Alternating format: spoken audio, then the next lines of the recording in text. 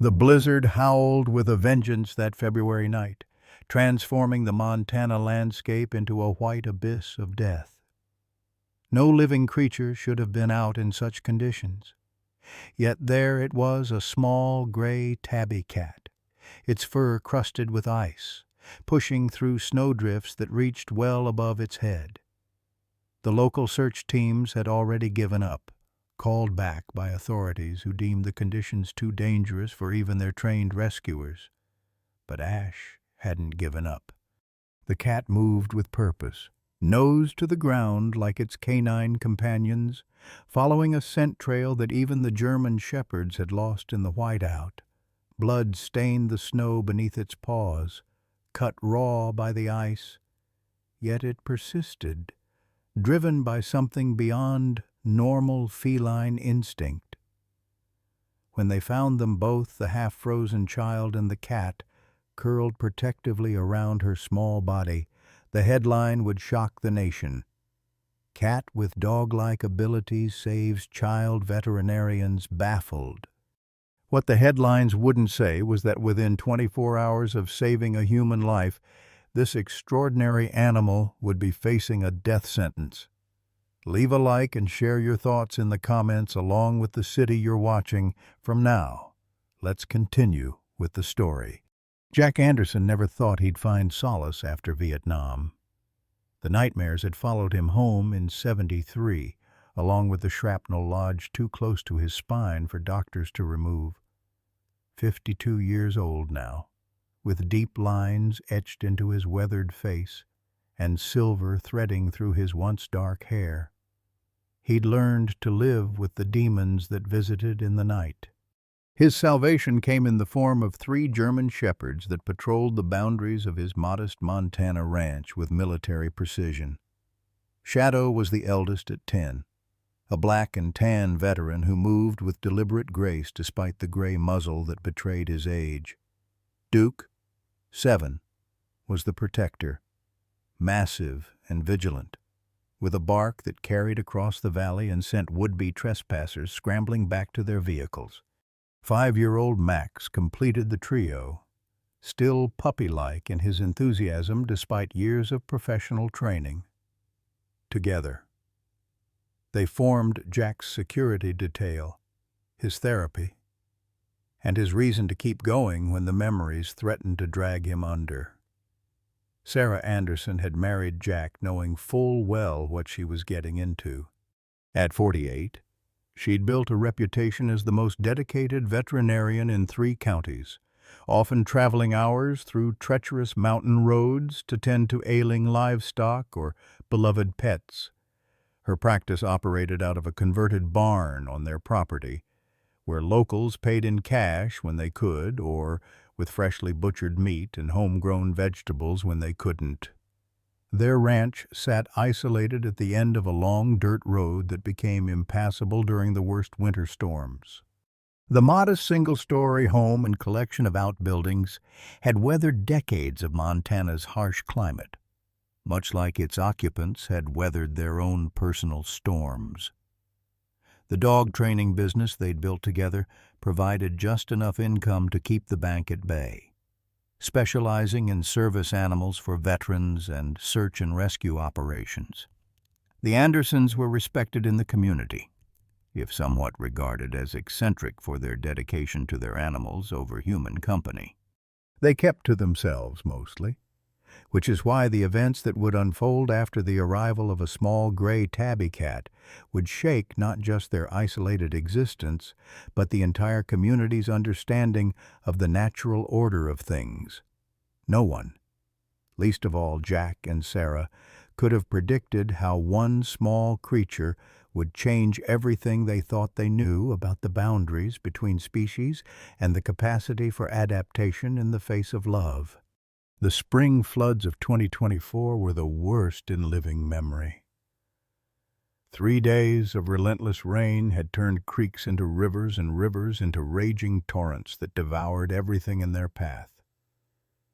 Sarah's phone had been ringing non-stop with desperate calls from the small animal shelter in town, where water was already seeping through the foundation. "I need the truck, Jack," Sarah called out, already pulling on her rubber boots and rain slicker. "The shelter's flooding and Marge can't evacuate all the animals herself." Jack didn't argue, though the tension in his jaw told her he wasn't happy about her heading into danger. By the time they reached the shelter, water was already ankle-deep inside.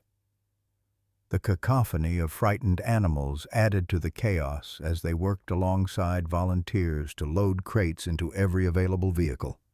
It was on their final sweep, as Sarah waded through the supply room, that she heard a faint, desperate mewling coming from somewhere outside. Following the sound through the driving rain, she spotted the collapsing remains of an old barn behind the shelter, its roof partially caved in but still offering a precarious haven above the rising water. There, clinging to a weathered beam, was a tiny gray tabby kitten, soaking wet and trembling violently. "Hold on, little one," Sarah whispered, wading through chest-deep water, wincing as hidden debris scraped against her legs. The kitten's cries grew more frantic as she approached, but it didn't flee, seeming to understand its dire situation. Back at the ranch, Jack's response was predictable. "We've got enough mouths to feed," he grumbled, eyeing the cardboard box where the kitten huddled under a towel. "It's just a cat. Sarah, the shelter will take it back once they rebuild." What happened next defied everything Sarah knew about animal behavior from 20 years of veterinary practice. Shadow, always dignified and somewhat aloof, approached the box cautiously, nose twitching. Then, with a gentle whine, he nudged the towel aside and began to lick the trembling kitten clean. Duke and Max soon joined their elder, forming a protective circle around the box. The kitten, instead of showing fear, pushed its tiny head against Shadow's muzzle with a weak purr. "Well, I'll be damned," Jack whispered, the first genuine smile in weeks crossing his weathered face. 6 months after the flood, Sarah stood at the kitchen window, coffee mug in hand, watching a scene that still made her question everything she'd learned in veterinary school. Ash, now a sleek young cat with distinctive gray tabby markings, trotted alongside the 3 German shepherds as they made their morning patrol of the property line. The cat matched them, stride for stride, stopping when they stopped, alert to the same sounds and scents that caught their attention.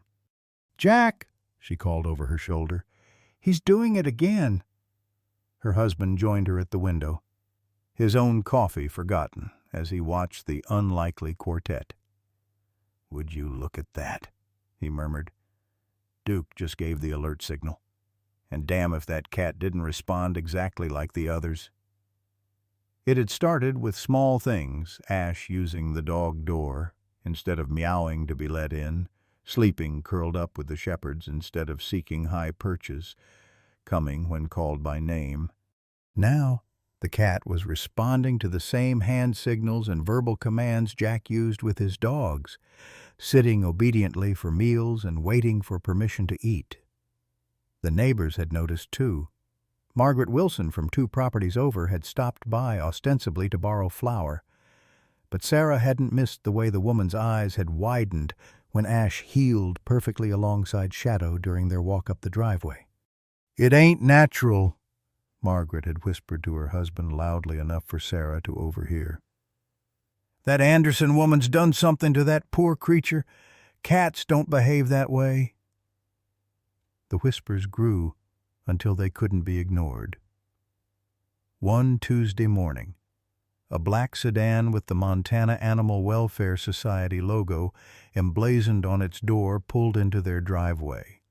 A thin woman with a tight bun and clipboard introduced herself as Ellen Blackwood, there to investigate concerns about unusual animal behavior and potential mistreatment. Sarah felt her professional reputation crumbling as she led the stern-faced inspector through their home.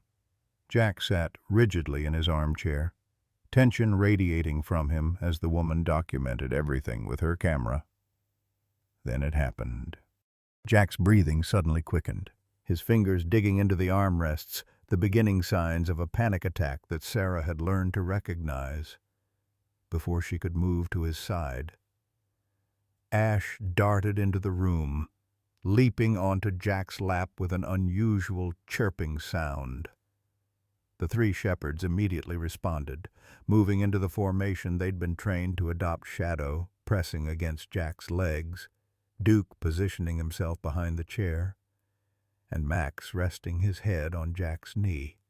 Ellen Blackwood stood frozen, her clipboard lowered, as she watched Jack's breathing gradually slow under the coordinated efforts of 4 animals, one of whom should have had no understanding of human distress, let alone how to alert others to it. "I've never," she whispered, "I've never seen anything like this in 20 years of animal welfare work." The video of Ash and the 3 German shepherds helping Jack through his panic attack went viral within days. Local station KMTZ ran a human interest piece they called "The Dog Cat of Montana," and suddenly the Andersons' quiet life was anything but. Sarah's small veterinary practice was flooded with calls, some from potential clients who wanted to see the miraculous cat for themselves, others from skeptics accusing her of animal exploitation. By the following month, Ash had developed an even more unusual behavior that left even Sarah baffled. The cat had begun to vocalize in a manner entirely unlike typical feline sounds, a rough, throaty noise that eerily resembled the shepherd's warning bark. The first time it happened, Sarah had been in the barn mixing medications when she heard the unfamiliar sound, followed by the deeper barks of the dogs. Rushing outside, she found the 4 animals lined up at the property edge, all focused on a black bear foraging near the tree line.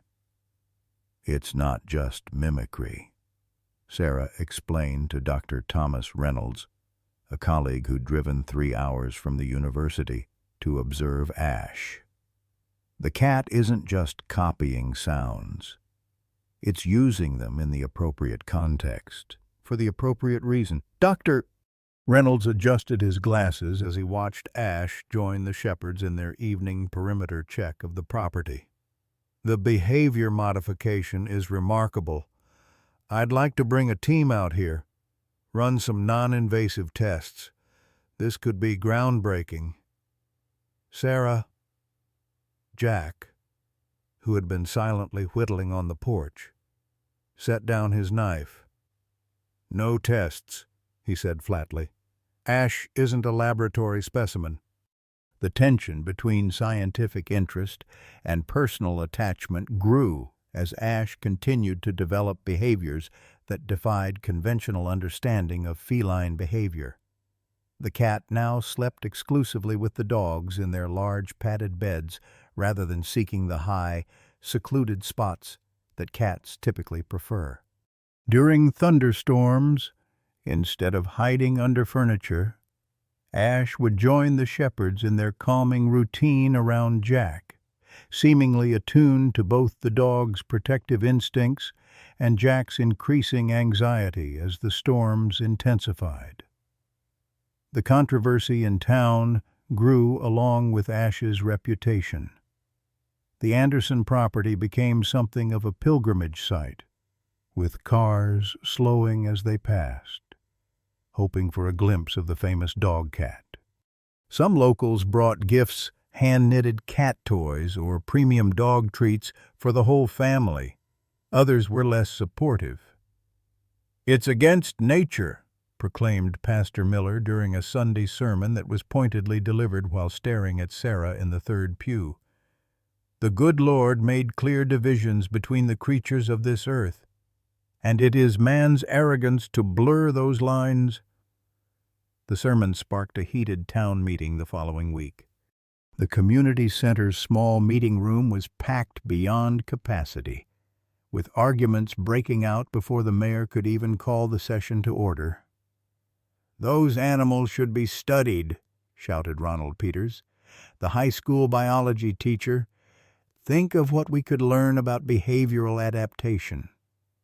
"They should be left in peace," countered Martha Jenkins, who ran the town's only diner. "It's nobody's business how they raise their animals." Outside the community center, two distinct groups had formed. One held signs reading, "Let ash be ash," and "Love knows no species," while the opposing group's placards warned of unnatural interference and animal exploitation. Sarah felt her professional reputation crumbling as former clients took sides.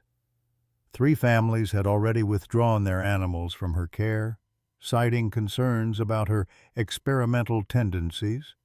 Meanwhile, Jack grew increasingly dependent on Ash's unique ability to warn of impending PTSD episodes before they became debilitating. "I don't understand it," he admitted to Sarah late one night, with Ash purring on his chest while the 3 shepherds slept on the floor beside their bed. "But that cat knows when the darkness is coming, sometimes even before I do. He alerts the dogs, and together they pull me back. I can't lose that. Sarah, I can't go back to how it was before." Sarah stroked the cat's soft fur, feeling the rumble of its purr against her fingers. "No one's taking Ash away from us," she promised, though the growing controversy made her less certain than she sounded. No one. February in Montana had always been merciless, but the blizzard that descended on Riverside County that year was one for the record books. Weather forecasters called it the storm of the century as it barreled across the northern plains, dropping temperatures to 30 below and burying roads under 6-foot drifts within hours. Sarah had spent the morning securing the barn and outbuildings, while Jack checked their emergency supplies. The power flickered ominously as the wind howled around the eaves of their ranch house. By noon, the world outside their windows had disappeared into a swirling white void. The call came at 2:17 p.m., just as the landline telephone service was beginning to fail. "Anderson residence?" Jack answered, his weathered face growing increasingly grim as he listened. "Yes, Sheriff. I understand. How long has she been missing?" Sarah felt her heart sink as Jack explained. 8-year-old Lily Thompson had vanished from her family's property just before the storm hit full force. The little girl had gone out to check on a new litter of barn kittens and never returned to the house. By the time her parents realized she was gone, the blizzard had obliterated any tracks or trail she might have left. "They're mobilizing search and rescue," Jack said, hanging up the phone. "But Willis says they won't make it out to the Thompson place until the worst of the storm passes. Could be morning by then." Sarah didn't need to hear the words they were both thinking. By morning, there would be no need for a rescue, only a recovery. "We're closer to them than town," she said, already moving toward the closet where they kept their winter survival gear. "Shadow, Duke, and Max are trained for this." Jack shook his head, anxiety etching deeper lines into his face. The sheriff expressly ordered everyone to stay put, said they can't risk having to rescue the rescuers. The dogs had gathered in the living room, sensing the tension. Ash sat among them, gray tail twitching as if picking up on their agitation. Outside, the wind screamed like a wounded animal, rattling the windows in their frames. "That little girl will die out there, Jack." Her husband's jaw worked silently, the old battle between duty and authority playing out across his features. Finally, he nodded once, sharply. "I'll call Willis back. Tell him we're deploying the dogs. He can court-martial me later if he wants." But when Jack tried the phone again, the line was dead. The power followed moments later, plunging the house into the gray half-light of the storm-darkened afternoon. "That settles it," Jack muttered, pulling on his heaviest parka. "We're on our own." They had just finished gathering their emergency packs when Sarah noticed Ash's strange behavior. The cat was pacing frantically between the door and the dogs, making that unusual barking sound they'd come to recognize as its alert. "Jack, look at Ash." The cat stood by the door now, paws scratching insistently at the frame, then turning to fix the humans with an unblinking green stare before repeating the process. The 3 German shepherds had lined up behind the cat at full attention, as if awaiting orders. "I've never seen him this worked up," Jack said, frowning. "It's almost like he's trying to tell us something," Sarah finished. "Like the dogs do when they want to be deployed." Jack knelt, wincing at the protest from his bad knee, and looked directly into the cat's eyes. "You picking up something we're not, soldier?" As if in answer, Ash let out that strange bark again, more urgent this time. Jack stood, decision made. "Gear up the dogs," he said, reaching for their specialized rescue harnesses. "And God help me, I think we need to bring the cat too." Sarah didn't question it. In a situation this desperate, they needed every advantage, conventional or not. While Jack readied the dogs, she fashioned a small harness for Ash from a cut-down dog vest, adding reflective tape and a small GPS tracker. "This goes against everything in the search and rescue handbook," Jack muttered as he watched her secure the makeshift harness around the cat's body. "So does letting a child freeze to death," Sarah replied simply. The triumph of finding Lily Thompson alive against impossible odds was short-lived. As the rescue team trudged back through the diminishing storm, Ash collapsed in the snow, the small body suddenly limp in Sarah's arms. The cat's breathing came in shallow, labored gasps, its temperature dropping dangerously despite being wrapped inside Sarah's coat. "He's crashing," she told Jack, medical training kicking in even as her heart constricted with fear. "Severe hypothermia. Probably internal damage from the cold." Jack's face, already wind-burned and haggard from the search, seemed to age another decade in that moment. Without a word, he took the bundle from her arms, tucking Ash inside his own thermal layers and against his chest as they pushed through the final mile to their truck. The journey to the emergency veterinary hospital in Helena was a nightmare of slick roads and near-zero visibility. Sarah sat in the back, monitoring Ash's fading vital signs, while Jack gripped the steering wheel with white knuckles. The 3 German shepherds unusually quiet in the cargo area. "Stay with us," Sarah whispered, her fingers finding the weak pulse at Ash's throat. "Don't you dare give up now." By the time they arrived at the animal hospital, a crowd had already gathered outside, news of the miraculous rescue spreading faster than the blizzard itself. Reporters shouted questions as Sarah rushed through the doors with the limp bundle, Jack creating a path through the throng with grim determination. Dr. Melissa Chen, the emergency veterinarian, took one look at Ash and immediately called for warming blankets and IV fluids. "Severe hypothermia, possible pulmonary edema from cold exposure," she assessed, echoing Sarah's fears. "We need to warm him gradually or his heart could fail." The next 12 hours became an agonizing vigil. Jack paced the small waiting room like a caged animal, occasionally stopping to press his forehead against the cold window. The dogs remained in the truck, refusing food or water, as if sensing the gravity of the situation. It was during those darkest hours of waiting that the first legal papers were served. A stern-faced woman in a crisp pantsuit approached them in the waiting room, flanked by 2 uniformed officers. "Mr. and Mrs.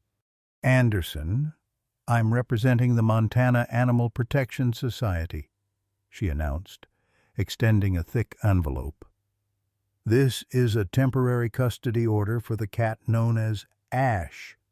Once the animal is stabilized, it will be remanded to state care pending investigation of endangerment charges." Jack's face drained of color. "You can't be serious. You knowingly placed a domestic house cat in life-threatening conditions," the woman continued impassively. "Our organization has documented concerns about this animal's welfare going back months. This incident merely confirms our worst fears about your experimental approach to animal keeping." Sarah's hands trembled as she scanned the legal document. "This is absurd. Ash helped save a child's life tonight, and nearly lost his own in the process," came the cold reply. "The hearing is scheduled for next Thursday. Until then, the animal remains in protective custody." As if the universe itself was emphasizing the cruelty of the moment. Dr. Chen emerged from the treatment area, her face grave. "We've stabilized him for now," she said quietly. "But he's not out of danger. The next 24 hours will be critical." The knowledge that those 24 hours would be spent without them by Ash's side was almost more than Sarah could bear. Jack simply walked out into the snow, his rigid posture betraying the silent scream building inside him. Back at the ranch, the emptiness was palpable. The 3 German shepherds moved restlessly through the house, checking Ash's usual places, their confusion turning gradually to a mournful vigilance. For Jack, the cat's absence created a hole through which old demons returned. The night terrors resurging with a vengeance that left him hollow-eyed and trembling by morning. The county courthouse had never seen such a crowd. Every bench was filled, with people standing 3 deep along the walls. Outside, opposing groups of protesters waved signs and chanted slogans, their voices carrying faintly through the tall windows. At the center of this storm sat Jack and Sarah Anderson, hollow-eyed and exhausted after a week without Ash, and with little information about the cat's condition beyond stable but guarded. Judge William Harrison, a silver-haired veteran of the bench known for his no-nonsense approach, surveyed the packed courtroom with obvious displeasure. "This is a hearing regarding custody of a domestic animal, not a circus," he announced, silencing the murmurs with a sharp gavel rap. "I'll have decorum or I'll clear this room." The Montana Animal Protection Society presented their case first, calling a series of expert witnesses who testified about the natural behaviors of domestic cats, the risks of extreme weather exposure, and the psychological damage potentially caused by forcing feline animals to adopt canine behaviors. Their attorney, Rebecca Dalton, presented printouts of social media posts and local news segments featuring Ash. "This animal has been subjected to a dangerous form of behavioral modification," she argued, gesturing to the evidence. "Cats aren't built physically or psychologically to perform search and rescue operations. The defendants knowingly endangered this animal's life for publicity and to satisfy their own curiosity about cross-species behavior modification. Sarah gripped Jack's hand so tightly her knuckles whitened. Their attorney, Martin Walsh, a friend who'd taken the case pro bono, patted her shoulder reassuringly before rising for their defense. Your Honor, I'd like to call Dr. Richard Thompson, head of veterinary behavior at Montana State University. The distinguished veterinarian took the stand, adjusting his glasses before facing the courtroom. Walsh handed him a thick folder containing Ash's medical records and photos documenting the cat's development. Dr. Thompson, in your expert opinion, was Ash the cat being mistreated by the Andersons? The veterinarian shook his head emphatically. Quite the contrary. These records show a healthy, well-nourished animal with no signs of stress or distress, blood work, weight, coat condition, all indicators of excellent care. And what about the behavioral aspects? The Protection Society suggests that encouraging dog-like behaviors in a cat is harmful. Dr. Thompson leaned forward. Your Honor, what we're seeing with Ash isn't forced behavior modification. It's a natural phenomenon called behavioral adoption or social learning. Animals raised with different species sometimes voluntarily adopt behaviors they observe. It's well documented in orphaned wildlife and cross-fostered domestic animals. He pulled out several research papers. These studies show that animals raised in mixed-species environments often develop behaviors typical of their companion species, especially when bonded from a young age. There's no evidence this causes psychological harm, in fact. It often helps them integrate into their social group. A murmur ran through the courtroom. Judge Harrison frowned at the spectators before turning back to the witness. Doctor, in your professional opinion, is the cat being harmed by living with and behaving like dogs? No, Your Honor. All evidence suggests Ash is thriving. And regarding the blizzard incident, Dr. Thompson paused, seeming to choose his words carefully. The instinct to participate in group activities is exactly what we'd expect from an animal socially bonded to the dogs.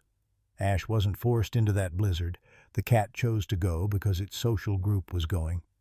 The courtroom stirred again, but fell silent when the bailiff announced, "The court calls Elizabeth Thompson." A slight woman with red-rimmed eyes took the stand. The mother of Lily, the rescued child. Mrs. Thompson, Walsh began gently. Could you tell the court what happened the night your daughter went missing? Elizabeth's voice trembled but grew stronger as she spoke. The search team said it was hopeless in those conditions. They told us to prepare for the worst. She wiped away a tear. Then Jack and Sarah showed up with their dogs. And that cat, the sheriff tried to send them away, said it was too dangerous. But Jack insisted they could help. She looked directly at the Andersons. That cat found my daughter when nothing else could. It led the dogs to a place they'd already searched twice. My Lily was nearly buried in snow. Her body temperature so low the doctor said she shouldn't have survived. But that cat curled against her, keeping her warm enough until help arrived. Her voice broke. You can't punish them for saving my child. The final witness was Ellen Blackwood, the animal welfare inspector who'd originally investigated the Andersons months earlier. Ms. Blackwood, you filed the initial report expressing concern about Ash's situation. Has your professional opinion changed? Walsh asked. She nodded firmly. It has. I've observed the Andersons' home environment multiple times now. The cat isn't displaying stress behaviors. It's not being forced to do anything. In fact, she hesitated before continuing.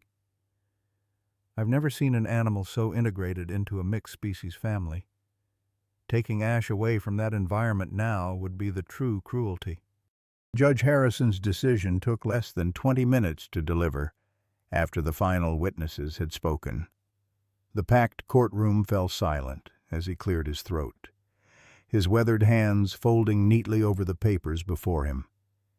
"In my 43 years on this bench," he began, "I've heard cases involving property disputes, criminal matters, and family conflicts. But never have I presided over a case that so fundamentally questioned our understanding of what constitutes natural behavior and appropriate care for an animal."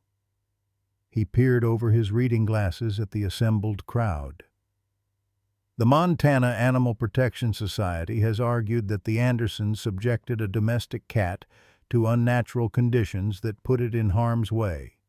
They've presented expert testimony suggesting that encouraging or allowing dog-like behaviors in a feline constitutes a form of cruelty. The judge paused, taking a sip of water.